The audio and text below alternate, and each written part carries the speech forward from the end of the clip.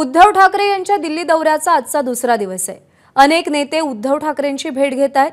काँग्रेसचे नेते दिग्विजय सिंग यांनी उद्धव ठाकरेंची भेट घेतली, तर काँग्रेसचे खासदार कल्याण काळे याशिवाय समाजवादी पक्षाचे नेते शिवपाल यादवांचे पुत्र आणि खासदार आदित्य यादवांनी उद्धव ठाकरेंची भेट घेतली। तसंच सांगलीचे खासदार विशाल पाटील आणि काँग्रेसचे आमदार विश्वजित कदम उद्धव ठाकरेंच्या भेटीला पोहोचले। काँग्रेस महाराष्ट्र प्रभारी रमेश चेन्निथला यांनी काल उद्धव ठाकरेंची भेट घेतल्यानंतर आज शरद पवार, शाहू महाराज आणि उद्धव ठाकरेंची भेट होणार आहे। तर उद्या संध्याकाळी 5 वाजता उद्धव ठाकरे सोनिया गांधींची भेट घेतील। सोमेश कोलगे आपले प्रतिनिधी सध्या आपल्यासोबत आहेत। सोमेश, दिल्लीमध्ये उद्धव ठाकरे अनेक नेत्यांच्या गाठीभेटी घेत आहेत, काय घडतंय दिल्लीमध्ये? प्रज्ञा, अगदी स्पष्टपणे जर या सगळ्याचा अन्वयार्थ लावायचा असेल तर एक संदेश यातून उद्धव ठाकरे देत आहेत, तो म्हणजे उद्धव ठाकरेंचं एक प्रकारचं शक्ती प्रदर्शन हे दिल्लीमध्ये सुरू आहे असं आपण नक्की म्हणू शकतो। कारण उद्धव ठाकरेंना ज्या प्रकारे विविध पक्षातील नेते आणि प्रतिनिधी येऊन भेटत आहेत आणि ज्यामध्ये विशेषतः सांगलीतून अपक्ष खासदार म्हणून लढलेले विशाल पाटील हे सुद्धा उद्धव ठाकरेंना भेटायला आले। त्यापूर्वी उद्धव ठाकरेंचे जे उमेदवार होते आणि जो महाविकास आघाडीत वादाचा मुद्दा ठरला होता ते चंद्रहार पाटील सुद्धा सकाळीच उद्धव ठाकरेंना भेटायला आले। काँग्रेसचे नेते दिग्विजय सिंग उद्धव ठाकरेंना भेटायला आले होते। शिवपाल यादव हे जे समाजवादी पक्षातील एक मोठे नेते आहेत त्यांचे पुत्र आणि लोकसभा खासदार आदित्य यादव हे उद्धव ठाकरेंना भेटायला आले। त्यामुळे उद्धव ठाकरेंना शरद पवारांनी सुद्धा भेटायला यावं अशा स्वरूपाची योजना आहे। सकाळी 11 वाजता शरद पवार भेटायला येणार असं पहिल्यांदा कळत होतं, पण नंतर जी माहिती मिळते त्यानुसार शरद पवार आता संध्याकाळी 6 वाजता उद्धव ठाकरेंना भेटायला येऊ शकतात। याचा उद्धव ठाकरेंसोबत अनेक नेत्यांच्या गाठीभेटी होताना आपल्याला सोमेश सध्या दिसतायत आणि याचा अर्थ आपण नक्की असं म्हणू शकतो। प्रज्ञा, आपल्या सोबत गणेश ठाकूर सुद्धा आहेत, आपले सहकारी।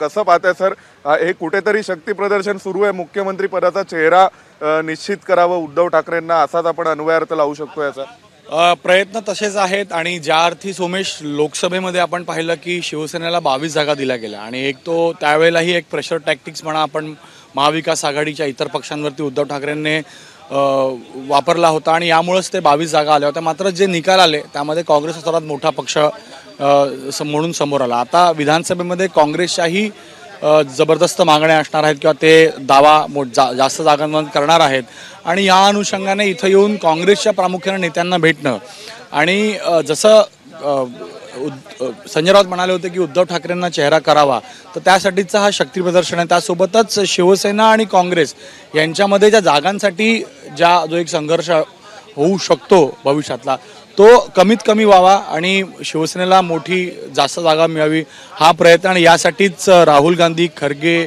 सोनिया गांधी यांना भेटतात।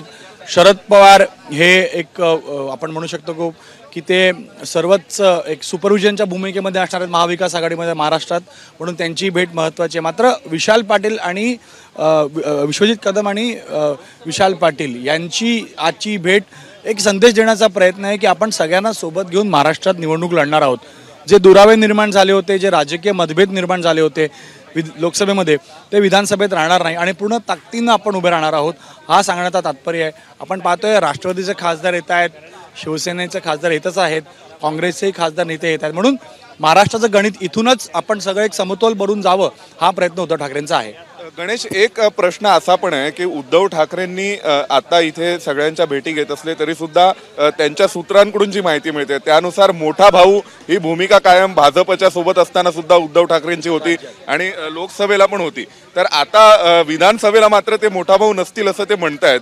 म्हणजे कुठेतरी समसमान जागा वाटप पण मुख्यमंत्री पदाचा चेहरा म्हणून उद्धव ठाकरे आधी निश्चित करावेत असे प्रयत्न आहेत।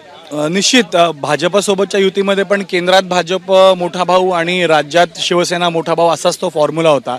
मात्र महाविकास आघाडीमध्ये आल्यानंतर लोकसभेतही यावेळेला उद्धव ठाकरेंनी आपली मागणी जी आहे ती पूर्णतः रेटून धरली आपण म्हणू शकतो आणि ती त्यांनी त्याला साध्यही केलं किंवा त्या जागाही मिळवून घेतल्या, म्हणून तिथेही तसं प्रोजेक्शन होतं।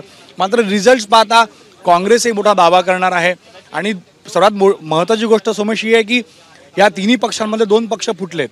2 पक्षांमध्ये दोन्ही पक्षांमध्ये सगळे लोक शिवसेना आणि राष्ट्रवादी, पण काँग्रेस इंटॅक्ट आहे, काँग्रेसचे नेते सोबत आहेत, म्हणून काँग्रेस हेच दावा करणार आहे की आम्ही लोकसभेचा परफॉर्मन्स पाहता, आमच्या पक्षाची स्ट्रेंथ पाहता, जास्त जागा राज्यात मिळावी, म्हणून तो एक संघर्ष खेळीमेळीच्या वातावरणामध्ये होतो, कसा होतो तो पाहणं महत्त्वाचं असेल.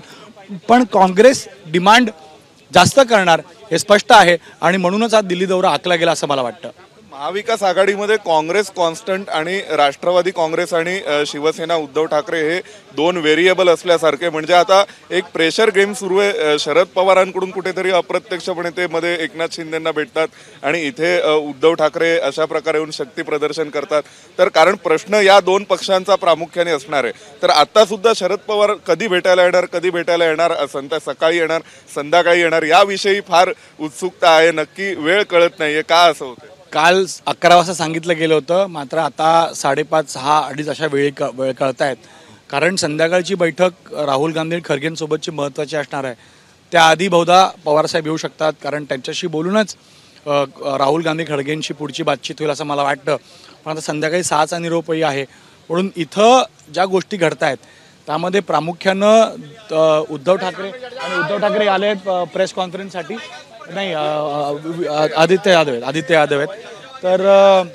तर सोमेश, असा विषय आहे की ज्या प्रकारे यांच्या इथल्या भेटीगाठी पाहतोय, 3 दिवस याच्या आधी कधीच ते दौऱ्यावर आले नव्हते, आज आलेले आहेत.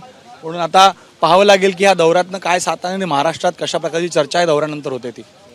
आता समाजवादी पक्षाचे शिवपाल यादव जे नेते आहेत त्यांचे पुत्र आदित्य यादव सुद्धा आलेत. आपण ऐकूया ते नेमकं काय म्हणतात. हो.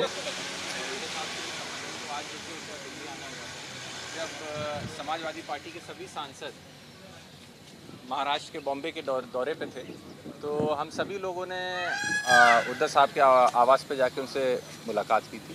तो आज जो कि वो दिल्ली में थे, तो एक शिष्टाचार भेट थी, पारिवारिक भेट थी. तर उद्धव ठाकरेंच्या दिल्लीमधल्या या गाठी भेटी आणि त्यांचं सुरू असलेलं शक्ती प्रदर्शन याचे नेमके काय अर्थ आहेत हे काही वेळात कळेल. दरम्यान उद्धव ठाकरेंच्या भेटीनंतर काँग्रेसचे नेते दिग्विजय सिंग यांनी काय प्रतिक्रिया दिली आपण पाहूया. माननीय उद्धव ठाकरे जी से मुझे आज मिलने का अवसर मिला. काफी दिनों बाद हम लोग मिले, लेकिन हमारी कोई चर्चा और संबंध राजनीतिक नहीं रहा कभी भी.